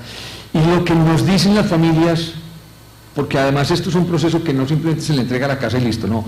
Previo a la casa, durante la entrega y posterior, se hace un trabajo social, porque no es fácil pasarse de vivir en un piso a pasar a vivir en altura. La convivencia en vertical es difícil, por eso evitamos poner ascensores, porque esta comunidad no tiene la capacidad de ahorro, primero, y segundo, no tiene la capacidad de asociarse libremente en términos de, digamos, asociación de propiedad horizontal. Entonces, lo que tratamos es de hacer el menor impacto. Hemos tenido cosas muy tristes, por ejemplo, alguna familia, cuando se fue a vivir a un edificio en altura, puso la cama contra la ventana. El niño se arrimó a la ventana y se cayó. Y de esas cosas desafortunadamente aprendemos, porque es que hay que educar precisamente al usuario de ese tipo de equipamientos que estamos entregando. Claro. Yo quisiera ubicar un poquito más en lo que es el método de trabajo que ustedes han implementado para el desarrollo de los proyectos en Medellín. Yo imagino que el trabajar en procesos de urbanismo participativo con la gente, con los grupos, con las comunidades, bueno, desde luego implica ya de entrada una problemática, ¿no? Los arquitectos no tenemos normalmente una formación dirigida a trabajar con la gente de esta manera. Cuando trabajamos con grupos heterogéneos donde hay distintos intereses, donde hay gente diferente entre sí, pues obviamente debe haber conflictos a la hora de plantear los proyectos. O sea, habrá quienes prefieran cierto tipo de equipamientos, habrá quienes prefieran otros, habrá gente reaccionaria que se oponga a todo, entrarán grupos políticos a llevar agua a su molino, en fin, ¿no? De alguna manera ustedes tienen prevista esta dificultad, hay profesionales de diferentes disciplinas en tipos de trabajo, ¿cómo resuelven esto? Muy buena pregunta. Yo creo que lo que más hemos aprendido nosotros es a entender que la ciudad no la hacemos los arquitectos y los urbanistas. Eso es, mejor dicho, la mentira más grande que hay. Porque normalmente nosotros resolvemos el problema desde el escritorio. Bueno, y desde las cuentas, desde los números.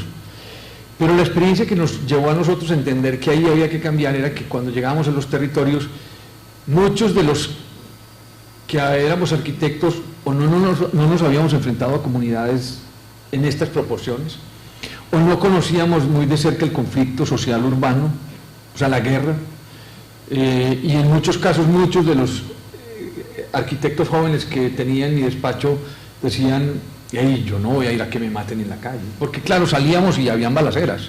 Pues es que la ciudad seguía, ¿no? O sea, esto no es una historia pues bonita, ¿no? Es una historia llena de dolor y de cosas, pero mucha gente decía: "No, yo a eso no me interesa pues trabajar así". Entonces armábamos algo que aprendimos, y es, claro, arquitectos e ingenieros, que conocíamos de la técnica, bien, listo, pero ¿cómo hablar con la gente? Entonces llevábamos comunicadores y llevábamos sociales.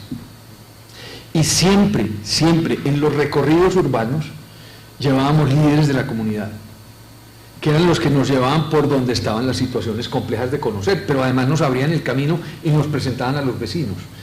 Inmediatamente lo que se hace en ese proceso es una identificación del territorio, pero por personas, quiénes son los líderes, los buenos, los malos, no importa, todos. Y empezamos a hacer semana a semana reuniones con la comunidad, participación. Y lo primero es básicamente conversaciones donde hacemos pactos de respeto. Porque claro, a uno dicen que uno es un político y que no, todas esas cosas pasan y es normal que ocurra. Pero el respeto a la palabra y el respeto a las ideas es fundamental en los dos sentidos. Entonces empieza a establecerse como una relación que hoy es bastante más fácil porque hay muchos ejemplos para mostrarle a la comunidad cuando uno llega a territorios nuevos. Ya uno le puede decir, mire, y le lleva a uno líderes de otra comunidad y entonces eso ayuda. Pero los primeros momentos eran muy difíciles, sobre todo entender que los arquitectos solos no hacíamos nada. Porque es verdad, cuando uno llega a la mesa, empieza a diseñar y nos ocurría mucho sobre todo con las unidades deportivas. Hacíamos una cancha, no sé qué, y entonces llegaban los niños y decían, pues en una cancha no juegan sino los grandes y entonces ¿qué hacemos los chiquitos? Entonces cambia el proyecto porque tenían que caber los chiquitos también. Y entonces es una estrategia muy interesante porque muchas veces lo que nosotros llevábamos como proyectos no eran lo que ellos querían. Y no importa, ellos son los clientes. O sea, el cliente no es el alcalde, eso es muy importante. El alcalde obviamente tiene un compromiso, pero no es el cliente, o sea, no es el usuario final del equipamiento.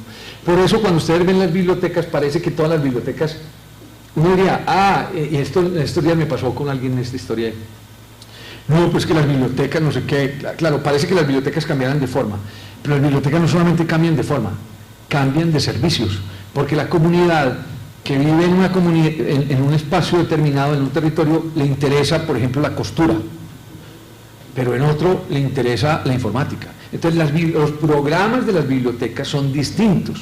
O sea, arquitectónicamente los 3.200 metros cuadrados de biblioteca no son iguales, porque es la comunidad la que decide el programa de la biblioteca. Eso es fundamental, por lo que hablábamos al principio, es lo que hace que esa biblioteca represente a su comunidad y la quiera y la respete. Definitivamente el trabajo es comunitario, interdisciplinario, interinstitucional, y eso es muy importante.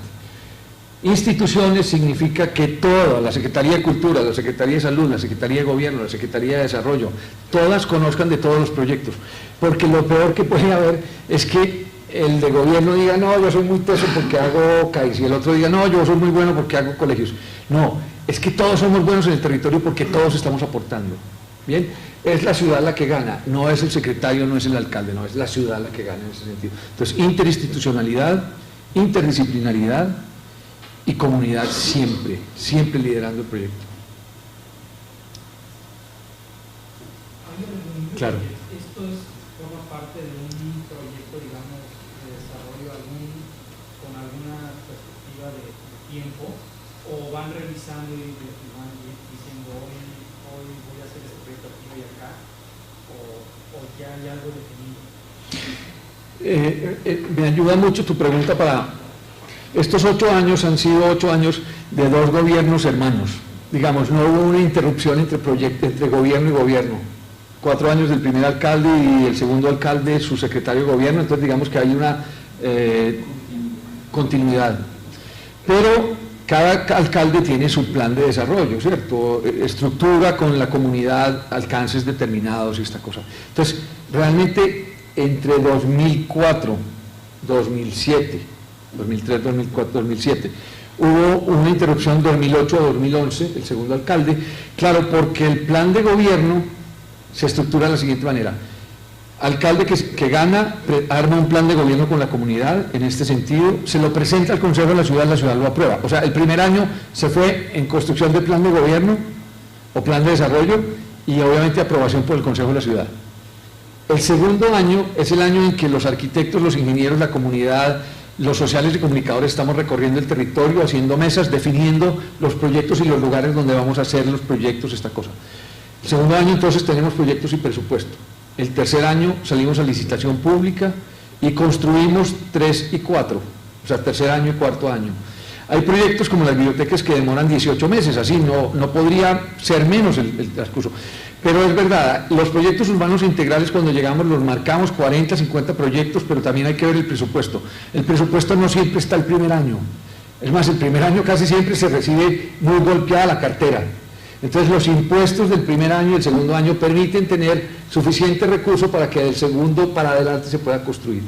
Entonces eso siempre es como la linealidad. Nosotros hemos llegado a pensar que menos de 4 años es muy difícil para entregar cosas de calidad y que no sean simplemente obras por obras, sino, porque claro, si yo no tengo que preguntarle a la comunidad, llego más rápido, pero si tengo que hacer un proceso como debería ser, que es consultarle a la comunidad, considerar y evaluar con ellos las decisiones y después poner en obra y en ejercicio todo esto, pues se necesitan 4 años de ejercicio. Así lo hemos pensado nosotros. Digamos que en este periodo hubo un pequeño proceso de transición, pero nosotros construimos o terminamos de construir las bibliotecas de Fajardo, el primer alcalde. O sea, porque eran bibliotecas que habían empezado un poquito más tarde y se habían tomado un poco más de tiempo. Entonces, en el empalme del año de la nueva desarrollo de la política del segundo alcalde, terminamos las bibliotecas claro. Lo otro es que las estrategias, o digamos que la ley no permite proyecto que haya iniciado, no importa que sea de otro alcalde, suspenderlo, a no ser de que descubran corrupción. ¿Sí? Pero pues... ¿Cuánto invierten cada año? ¿Perdón? ¿Cuánto invierten cada año? Es muy difícil. Mira, por ejemplo, los proyectos urbanos integrales son proyectos de 250.000 millones de pesos más o menos, pero tú no los empiezas a invertir sino después del tercer año, ¿cierto? Del segundo año para adelante, tercer año y cuarto. Pero digamos que las inversiones en términos de diseño, de aproximación al proyecto, al territorio, se toma una parte, entonces eso está, digamos, en los primeros años. Pero hay proyectos, por decirte algo, una biblioteca cuesta 25.000 millones de pesos. Si tú divides en 2, te dará el valor en dólares. En Colombia está más o menos a 1.900 pesos el dólar. Entonces estamos hablando de inversiones realmente importantes. O sea, estamos hablando de 13, 14 millones de dólares, una biblioteca. O sea, no son pocas platas, pero es que ese no es el problema. El problema es que no se roban la plata. ¿Sí? ¿Me entiendes? O sea, si la plata es mucha, pero llega a la comunidad entera, no importa, porque son de ellos. ¿Sí? Y como te digo, 10.8 billones de pesos para un municipio donde el 89% se va en obra física y solamente el 12% se va en administración de... Es muy buen renglón, ¿no? ¿Cierto? Es un tema muy difícil porque donde estamos construyendo son territorios de altísima violencia, entonces hay extorsión, etcétera, etcétera, etcétera, roban materiales. Entonces lo que hacemos es, la responsabilidad es del contratista. Nosotros no construimos, licitamos la construcción también, entonces se la entregamos a un contratista, pero el contratista tiene la responsabilidad de velar por la obra hasta el final. Nosotros también licitamos la interventoría que le hace interventoría al proyecto. Nosotros no nos separamos del tema, pero no estamos en un punto y en otro para no ser juez y parte. Pero en muchos casos nos ha ocurrido que las obras se retrasan y entonces el contratista empieza a decir es que me están extorsionando, es que no me dejan trabajar. Entonces le decimos, bueno, ¿cuántas denuncias ha puesto en la fiscalía? Y vamos a ver, no ha puesto ninguna. Entonces, por ley, esa persona no tiene derecho a estar denunciando cosas, bueno, o difamando, entre comillas, a la comunidad, pero lo sabemos, los contratistas desafortunadamente pagan vacunas, y sabemos que esas vacunas compran balas y compran armas. ¿Bien? Y ahí es donde está el gravísimo problema del tema, es que la seguridad, nosotros hemos terminado obras donde los que cuidan la obra son los policías. Eso es muy complejo y es muy delicado, porque estamos construyendo en la mitad de la guerra. ¿Bien? Por eso desde el principio les decía, no hemos resuelto todavía todo, nos falta mucho por resolver, pero sabemos que el esfuerzo que estamos haciendo, si no lo hubiéramos comenzado hace 8 años, yo no podría decir que Medellín estuviera peor que hace 10 años, no sé. Lo que sí estoy seguro es que nuestros chicos estarían pasando peor momento. ¿Bien? Y ahí es donde está la responsabilidad, ¿cierto? Alguien tenía que tomar la decisión del cambio y por fortuna un ciudadano dijo, hey, yo me sumo a la idea de quién quiere que esto cambie, pero la situación sigue siendo compleja todavía. Oye, una pregunta, hace poco yo estoy involucrado en un proyecto de bibliotecas, entonces platicando con algunos funcionarios mexicanos les decía que aquí se había hecho una biblioteca, nos da como bonos aztecas de hacer lo más grande que se pueda. Entonces hice una biblioteca que se llama Vasconcelos, que es así un monstruo. Y decía, ¿por qué no hicieron como en Colombia? Y es una en Iztapalapa, otra en Ciudad Azteca, en las zonas definidas de la ciudad. Decía, no, con mucha seguridad me contestó, y esa es la pregunta, me dice, no, los colombianos van a tener un problema muy importante porque esas bibliotecas cuestan un mantenimiento de $1 millón al año y son muchas, y entonces no van a saber luego cómo las van a poder mantener. Muy buena pregunta. Le decía a uno de los candidatos a uno de los candidatos de alcaldía que se están postulando, y yo le decía, ¿cuántas bibliotecas más vamos a hacer? ¿O cuántas más va a prometer? Y entonces me decía, pero Gustavo, ¿cómo así? Le dije, sí, ¿cuántas más bibliotecas podemos mantener? Y dijo, ¿y por qué me estás haciendo esa pregunta? Y le dije, es que cuesta más o menos 2.000 millones de pesos mantener una biblioteca por año, o sea, $1 millón. Y entonces me decía, Gustavo, y entonces, pues entonces no hagamos más bibliotecas.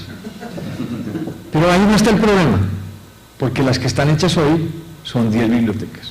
Bueno, 11 con la que les mostré de Felipe Uribe. Eso quiere decir que nos gastamos una plata muy importante año a año en bibliotecas. Pero la estrategia no está ahí. La estrategia está en llamar a la empresa privada y decirle, venga, ayúdenme a mantener esto. Nosotros tenemos algo que se llama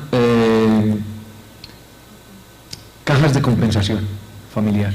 Las cajas de compensación familiar son instituciones privadas que reciben aporte de mi trabajo, me descuentan un porcentaje, yo aporto a esa caja de compensación. Esa caja de compensación recibe el aporte de los trabajadores y ese aporte es para brindarles educación, Entonces la alcaldía muy inteligentemente los llamó y les dije, mire, usted recibe una plata para esto, ¿por qué no me patrocina? Pues porque se vuelve como el papá de las bibliotecas. Entonces 2 cajas de compensación que hay hoy son los que administran las bibliotecas. Entonces esas cajas de compensación, el mantenimiento no se le carga a las bibliotecas, se le carga a estas cajas de compensación, lo cual es una gran ventaja, pero ya las cajas de compensación dijeron, hey, no más bibliotecas. Entonces, claro, hay que ser prudente, por eso las bibliotecas hay que ponerlas cerca de los sistemas de transporte masivo, porque no podemos hacer bibliotecas en todos los barrios. Aunque cada comunidad quisiera tener un equipamiento de esto, no siendo solamente biblioteca, es un centro cívico, pero lo importante es también entender que hay un nivel de sostenibilidad de esos equipamientos, y como eso pertenece a una secretaría, que es la Secretaría de Cultura, la Secretaría de Cultura va a llegar un momento en que va a decir, soy inviable, o sea, no puedo hacer nada más distinto a mantener las bibliotecas. Entonces, ahí también hay que ser prudente en cuanto más crecemos en equipamientos, ¿sí? Porque ¿cuántos más colegios de calidad vamos a tener que hacer? ¿Cuántos más equipamientos de seguridad tendremos que hacer? No sé. Lo que yo sí estoy absolutamente seguro es que todo lo que se haga en espacio público y en calidad de espacio público de los edificios públicos es poco.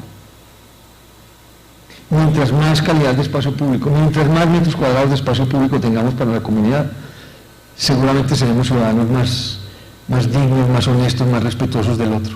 Nos matamos menos y seguramente seremos más felices. Pero yo no creo en las grandes bibliotecas, en las macro bibliotecas, porque son inviables. Nosotros teníamos una sola única biblioteca, que era la Biblioteca Pública Piloto, pero a esa biblioteca no llegaba nadie, pues éramos tantas las demandas, pero no llegaba nadie. Creo que es mucho más eficiente, digamos, como explotar esto y poner varias en varios lugares. Pero además porque para eso sí existe la red de bibliotecas, y para eso son los sistemas, o sea, todas las bibliotecas, no solamente estas que estamos viendo, la Biblioteca Pública Piloto, sino las bibliotecas pequeñas de los colegios, las bibliotecas de particulares, etcétera, están conectadas en un sistema que se llama la red de biblioteca, donde uno puede entrar por internet y participar de todo el tema de bibliotecas. Entonces eso te vuelve una gran biblioteca, ¿sí?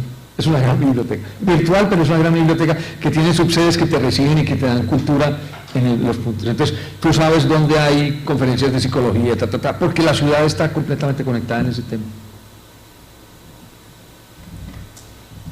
Claro. ¿En qué estatus está la economía de la ciudad de Medellín y también en la tasa de desempleo, ¿no? Porque si no hay empleo, pues no hay ingresos. Bien, un ciudadano en Colombia gana 520.000 pesos al mes, como salario mínimo.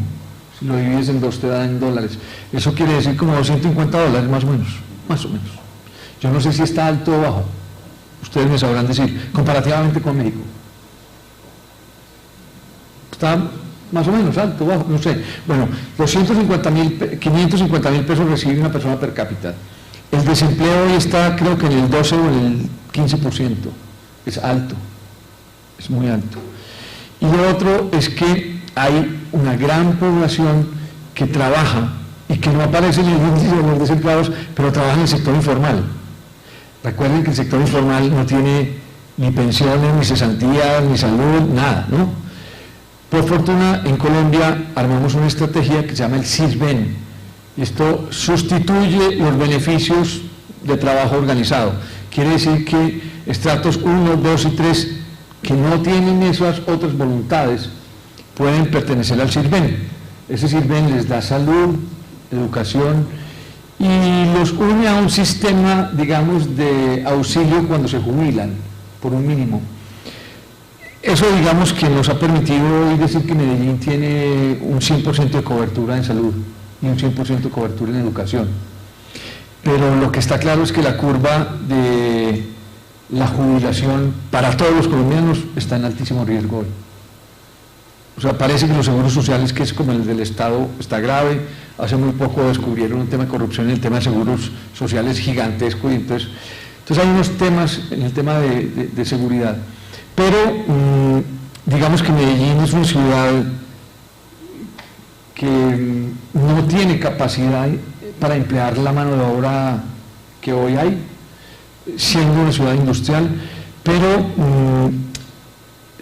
no siendo una buena noticia, todo el tema del invierno ha generado un problema muy complejo para el país, que se estima hoy en 10.8 billones de pesos en la demanda de lo que se tiene que construir en los próximos 3 años por delante para este presidente.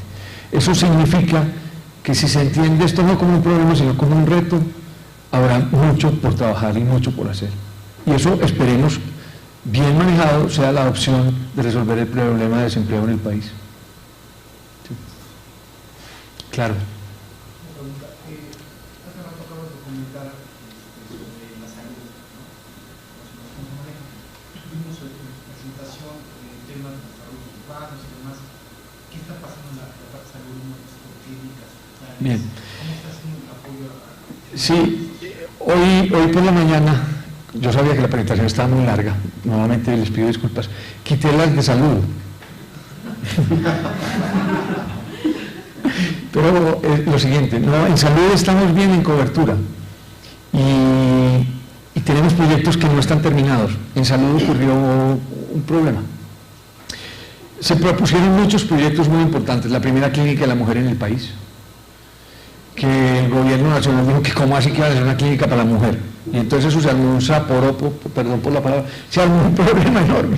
Que cómo iban a hacer la clínica para la mujer, que eso era para fomentar el aborto. Bueno, se volvió un problema. Entonces armamos concurso, premiamos el concurso y el proyecto no ha podido salir adelante.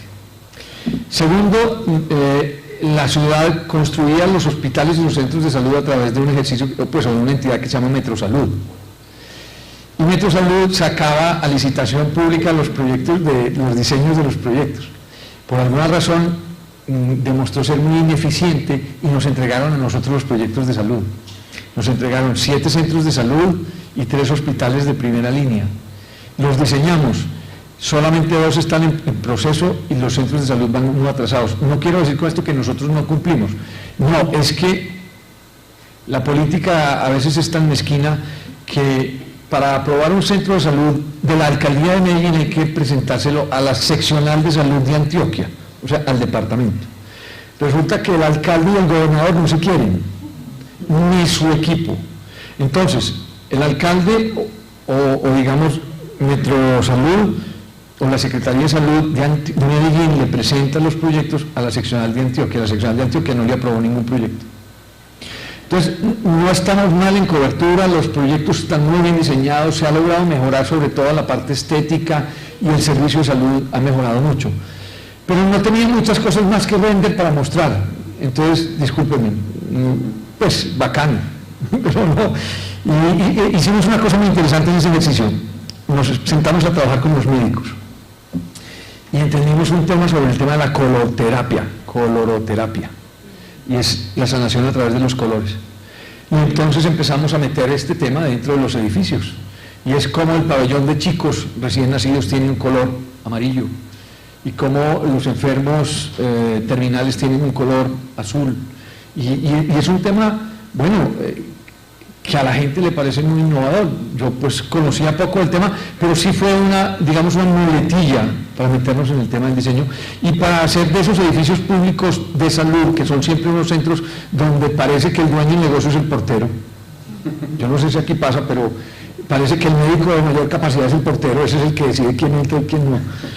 Logramos quitarle un poco como ese atranque de que el celador es el dueño de, pero además, ¿por qué en los centros de salud hay que hacer fila? Si uno llega a un centro de salud porque está enfermo, entonces haga la fila aunque sea sentado. Pero bueno, cosas muy pequeñas. Yo pido disculpas por haber quitado esta mañana las imágenes de salud. Sí, claro. Quisiera preguntar una opinión acerca de un tema que en el caso de México es muy sensible.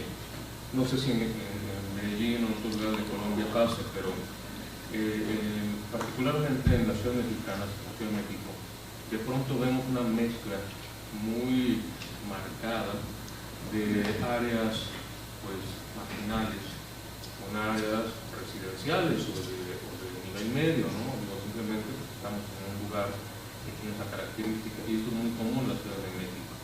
Entonces de pronto se ha vuelto muy frecuente como una estrategia social de hacerle frente a la delincuencia el tema de las urbanizaciones cerradas. Algo que, bueno, nos llega con influencia norteamericana, es muy notorio en las ciudades del norte del país y de pronto en las ciudades del centro, como es aquí en la Ciudad de México, también se ha vuelto muy recurrente el hacer fraccionamientos, comunidades residenciales cerradas, amuralladas totalmente. Cuando esto sucede en zonas donde del otro lado de la calle tienes un barrio popular o una zona de crecimiento informal, genera una dinámica social muy conflictiva. De pronto, las familias de sectores medios altos o altos que aspiran a tener una mejor calidad de vida tienen un concepto de que la seguridad les va a venir amurallándose, rodeándose de cámaras, rodeándose de rejas y de todo este aparato de seguridad que es el que genera la percepción de que van a estar mejor. Y hacer este tipo de proyectos de ciudades abiertas con espacios públicos donde tenemos esta mezcla social se vuelve muy difícil porque hay como visiones muy encontradas de ciudad. De pronto es más fácil que la gente de estas zonas populares o marginales lo acepte que gente que en teoría tiene una mayor educación, tendría una mayor como disposición para aceptar estos nuevos movimientos. Sí, hay que sumarle dos cosas a ese comentario que estás haciendo que es muy importante. La primera es, se ha demostrado que los estratos que más consumen y malgastan son los estratos altos. O sea, no apagan la luz, derrochan agua, etcétera, etcétera. O sea, primer tema. Todo en contra, o sea, tienen todas las posibilidades, pero son los que más le demandan condiciones al planeta en términos de recursos.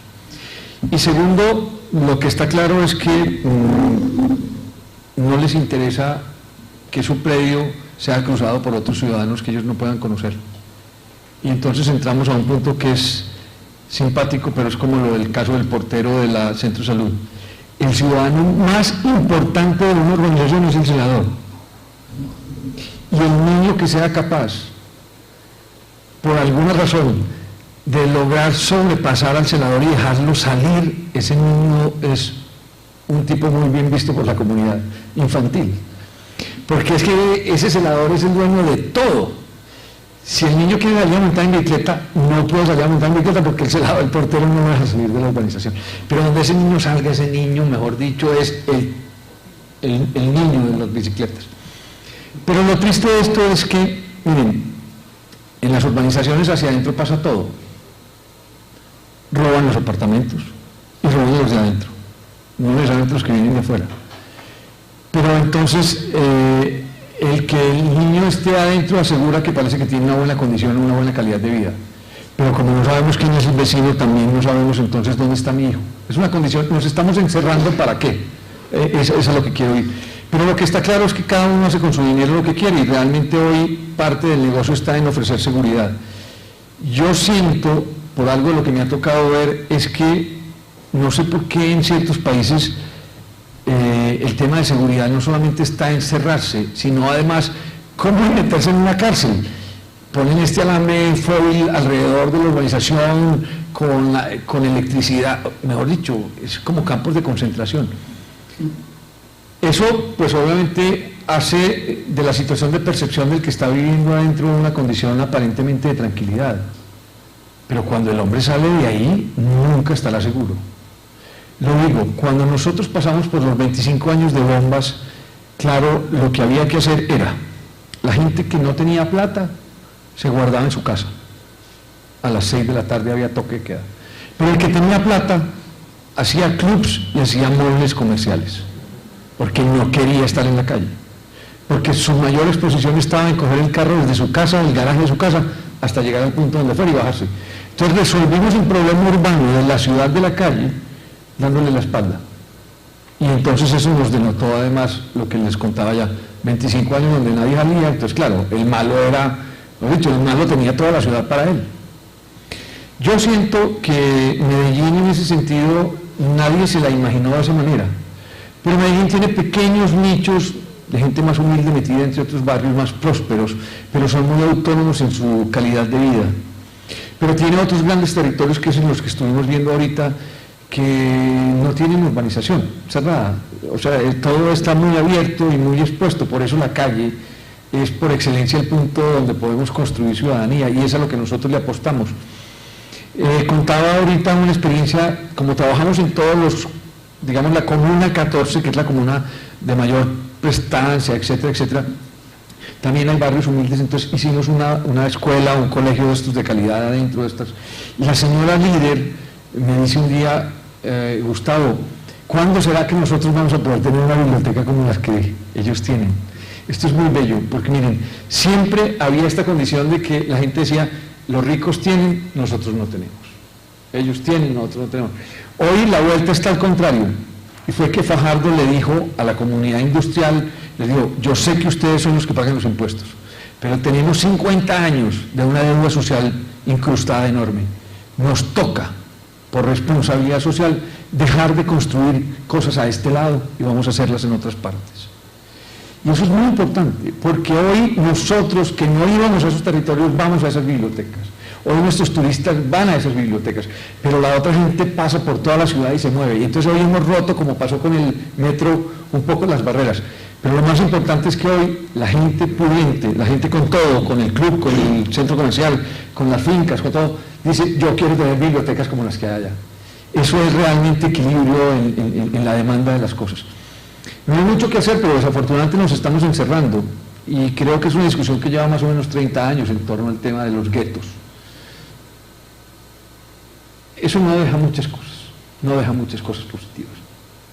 Pero cada uno se lava con el jabón de la manera que quiera, digo yo, porque no hay nada que hacer tampoco, además eso es lo que vende, ¿cierto? Hoy vendemos seguridad, porque la seguridad es estar adentro, no estar afuera, y desafortunadamente la legislación en las planificaciones de ciudad ni siquiera, desafortunadamente, les exigen la construcción de andenes en estos territorios.